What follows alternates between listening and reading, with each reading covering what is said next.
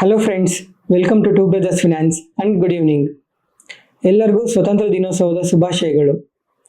ನಾಳೆ market holiday ಇರುತ್ತೆ, ಅದಕ್ಕೆ ಈಗಲೇ ವಿಶ್ ಮಾಡ್ತಾ ಇದ್ದೀನಿ. ಇವತ್ತು ಮಾರ್ಕೆಟ್ ಅಪ್ಡೇಟ್ ಏನಂದ್ರೆ, ಸೆನ್ಸೆಕ್ಸ್ 149 ಪಾಯಿಂಟ್ಸ್ ಗ್ರೋ ಆಗಿ 79,105 ಅಲ್ಲಿ ಕ್ಲೋಸ್ ಆಗಿದೆ. ನಿಫ್ಟಿ 4 ಪಾಯಿಂಟ್ಸ್ ಗೇನ್ ಆಗಿ 24,143 ಅಲ್ಲಿ ಕ್ಲೋಸ್ ಆಗಿದೆ. ಬ್ಯಾಂಕ್ ನಿಫ್ಟಿ 104 ಪಾಯಿಂಟ್ಸ್ ಡೌನ್ ಆಗಿ 49,727 ಅಲ್ಲಿ ಕ್ಲೋಸ್ ಆಗಿದೆ. ಫಸ್ಟ್ ಇವಾಗ ಇಂಡಿಯನ್ ಮಾರ್ಕೆಟ್ ಬಗ್ಗೆ ತಿಳ್ಕೊಳ್ಳೋಣ. ಹಿಂಡೆನ್ಬರ್ಗ್ ಮತ್ತು ಸೆಬಿ ಚೇರ್ಮನ್ ರಿಪೋರ್ಟ್ಸ್ ರಿಪ್ಲೈ ಇವೇ ನೋಡ್ತಾ ಇದ್ವಿ. ಆದರೆ ಇವತ್ತು Mauritius FSC financial service commission ಅವರು ರಿಪ್ಲೈ ಕೊಟ್ಟಿದ್ದಾರೆ ಹಿಂಡೆನ್ಬರ್ಗ್ ಅಲಿಗೇಷನ್ಸ್ಗೆ.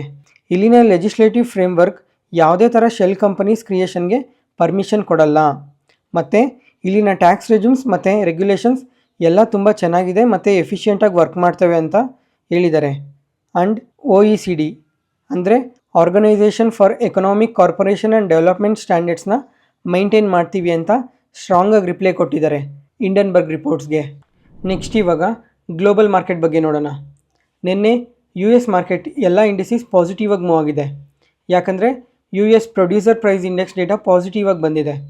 ಈ ಕೋರ್ PPI ಡೇಟಾ ಪ್ರೀವಿಯಸ್ ಆಗಿ 3% ಬಂದಿತ್ತು.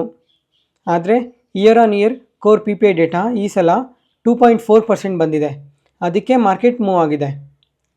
ಮತ್ತು ಇವತ್ತು ಸಾಯಂಕಾಲ 6 ಗಂಟೆ ಮೇಲೆ US inflation data year on year July ಮಂತದ್ದು ಅಪ್ಡೇಟ್ ಆಗುತ್ತೆ.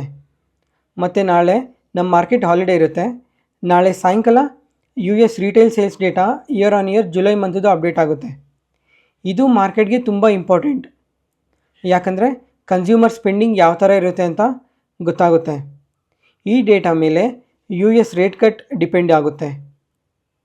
ಈ ಡೇಟಾ ಪಾಸಿಟಿವ್ ಆಗಿ ಬಂದರೆ ನಮ್ಮ ಮಾರ್ಕೆಟ್ ಶುಕ್ರವಾರ ಪಾಸಿಟಿವ್ ಆಗಿ ರಿಯಾಕ್ಟ್ ಆಗುತ್ತೆ.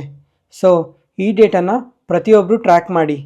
ಟಾಟಾ ಪವರ್ ಈ ಕಂಪನಿ ಒಂದು MOU ಸೈನ್ ಮಾಡಿದೆ Maharashtra government water resource department ಜೊತೆ ಟು ಬಿಲ್ಡ್ ಹೈಡ್ರೋ ಸ್ಟೋರೇಜ್ ಪ್ರಾಜೆಕ್ಟ್ಗೆ 2800 ಮೆಗಾವಾಟ್ದು.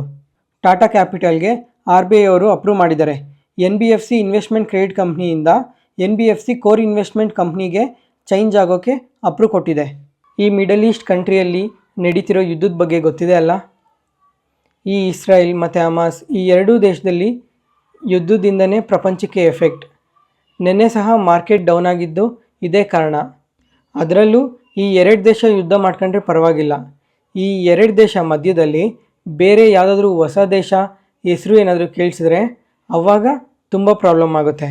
ನಿನ್ನೆ US ಇಂದ ವಾರ್ ಟ್ಯಾಂಕರ್ ಕಳಿಸಿದೆ ಅಂತ ನ್ಯೂಸ್ ಅಪ್ಡೇಟ್ ಆಯಿತು. ಅದಕ್ಕೆ ನಿನ್ನೆ ಮಾರ್ಕೆಟ್ ಫಾಲ್ ಆಗಿದ್ದು. ಮತ್ತು ಇವತ್ತು US $20 billion weapon sale approve ಮಾಡಿದೆ ಇಸ್ರೇಲ್ಗೆ. ಇದರಲ್ಲಿ ಜೆಟ್ ಎಕ್ವಿಪ್ಮೆಂಟ್ಸ್, ಟ್ಯಾಂಕ್ ಕ್ಯಾಟ್ರೇಜಸ್ ಮತ್ತು ಆರ್ಮಿ ವೆಹಿಕಲ್ಸ್ನ ಸೇಲ್ ಮಾಡ್ತಾಯಿದ್ದಾರೆ. ಎಂದೇ ಆಗಲಿ ಈ ಥರ ಯುದ್ಧ ನಡೀತಾ ಇದೆ ಅಥವಾ ಸ್ವಲ್ಪ ವಾರ್ ವೆಪನ್ಸ್ ಸೇಲ್ ಇದೆ, ಈ ಥರ ಎಲ್ಲ ಅಪ್ಡೇಟ್ ಆದಾಗ ಮಾರ್ಕೆಟ್ ತುಂಬ ನೆಗೆಟಿವ್ ಆಗುತ್ತೆ. ಯಾಕಂದರೆ ಯಾವುದೇ ಮಾರ್ಕೆಟ್ ಆಗಲಿ ವಾರ್ನ ಎನ್ಕರೇಜ್ ಮಾಡಲ್ಲ. ಅದು ಯಾವುದೇ ಕಂಟ್ರಿದಾಗಲಿ ವಾರ್ನ ಎನ್ಕರೇಜ್ ಮಾಡಲ್ಲ. ಅದಕ್ಕೋಸ್ಕರ ಏನಾದರೂ ವಾರ್ ಸಿನಾರಿಯೋಸ್ ಅಥವಾ ಯುದ್ಧದ ಬಗ್ಗೆ ನ್ಯೂಸ್ ಅಪ್ಡೇಟ್ ಆದಾಗ ಮಾರ್ಕೆಟ್ ನೆಗೆಟಿವ್ ಆಗಿ ರಿಯಾಕ್ಟ್ ಆಗುತ್ತೆ. ಹೆಲ್ತ್ ಇನ್ಶೂರೆನ್ಸ್ ಪ್ರೀಮಿಯಮ್ನ ಜಾಸ್ತಿ ಮಾಡ್ತಾ ಇದ್ದಾರೆ. ಈ ಪ್ಲ್ಯಾನ್ ನಿಯರ್ಲಿ 7 to 10% ಇನ್ಕ್ರೀಸ್ ಮಾಡ್ತಾ ಇದ್ದಾರೆ.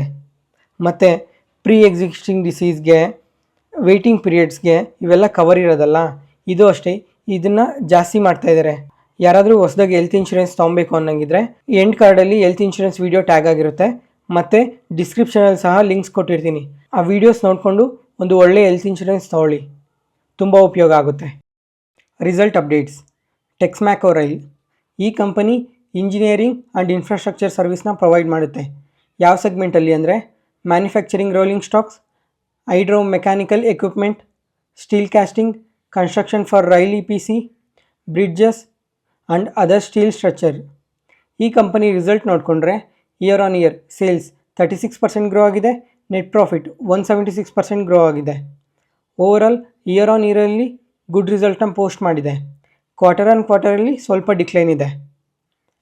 ಅಪೋಲೋ ಹಾಸ್ಪಿಟಲ್ ಈ ಕಂಪನಿ ಹೆಲ್ತ್ ಕೇರ್ ಸರ್ವಿಸ್ನ ಪ್ರೊವೈಡ್ ಮಾಡುತ್ತೆ. ಯಾವ ಸೆಗ್ಮೆಂಟಲ್ಲಿ ಅಂದರೆ hospital, pharmaceutical, primary care, diagnostic ಈ ಥರ ಇನ್ನೂ ಹಲವಾರು ಸೆಗ್ಮೆಂಟಲ್ಲಿ ವರ್ಕ್ ಮಾಡುತ್ತೆ. ಈ ಕಂಪನಿಗೆ 43 ಸ್ವಂತ ಹಾಸ್ಪಿಟಲ್ಸ್ ಇದೆ, 6 ಪಾರ್ಟ್ನರ್ಶಿಪ್ಪಲ್ಲಿ ವರ್ಕ್ ಮಾಡುತ್ತೆ. ಟೋಟಲ್ 9500+ ಬೆಡ್ಸ್ ಇದೆ, 2000+ ಡಯಾಗ್ನೋಸ್ಟಿಕ್ ಸೆಂಟರ್ಸ್ ಇದೆ. ಈ ಕಂಪನಿ ರಿಸಲ್ಟ್ ನೋಡಿಕೊಂಡ್ರೆ year on year sales 15% grow ಆಗಿದೆ, ನೆಟ್ ಪ್ರಾಫಿಟ್ 83% ಗ್ರೋ ಆಗಿದೆ. ಓವರಾಲ್ ಇಯರ್ ಆನ್ ಇಯರಲ್ಲಿ ಮತ್ತು ಕ್ವಾರ್ಟರ್ ಆನ್ ಕ್ವಾರ್ಟರಲ್ಲಿ ಗುಡ್ ರಿಸಲ್ಟ್ನ ಪೋಸ್ಟ್ ಮಾಡಿದೆ. Dividend announcement. Ex dividend date ಬಂದು 16th August. Page industries 300 rupees per share dividend announce ಮಾಡಿದೆ. Godrej consumer 5 rupees per share dividend announce ಮಾಡಿದೆ. Apollo hospital 10 rupees per share dividend announce ಮಾಡಿದೆ. Coal India 5 rupees per share dividend announce ಮಾಡಿದೆ. Ex dividend ಡೇಟ್ಗಿಂತ ಮುಂಚೆ ಯಾರು demat ಅಕೌಂಟಲ್ಲಿ ಈ company shares ಇರುತ್ತೋ ಅವ್ರಿಗೆ ಡಿವಿಡೆಂಟ್ ಕ್ರೆಡಿಟ್ ಆಗುತ್ತೆ. Block deals. ಇನ್ಫೋಸಿಸ್. ಈ ಕಂಪನಿಯಲ್ಲಿ ಒಂದು ಬ್ಲಾಕ್ ಡೀಲ್ ನಡೆದಿದೆ. 1.03 ಮಿಲಿಯನ್ ಶೇರ್ಸ್ ಎಕ್ಸ್ಚೇಂಜ್ ಆಗಿದೆ. National aluminium. ಈ ಕಂಪನಿಯಲ್ಲಿ ಒಂದು ಬ್ಲಾಕ್ ಡೀಲ್ ನಡೆದಿದೆ. 1.07 ಮಿಲಿಯನ್ ಶೇರ್ಸ್ ಎಕ್ಸ್ಚೇಂಜ್ ಆಗಿದೆ. ಇವತ್ತಿಗೆ ಅಪ್ಡೇಟ್ ಮುಗೀತು. ಈ ವಿಡಿಯೋ ಇಷ್ಟ ಆದರೆ ಲೈಕ್ ಮಾಡಿ, ಶೇರ್ ಮಾಡಿ, ಸಬ್ಸ್ಕ್ರೈಬ್ ಆಗಿ. Thank you.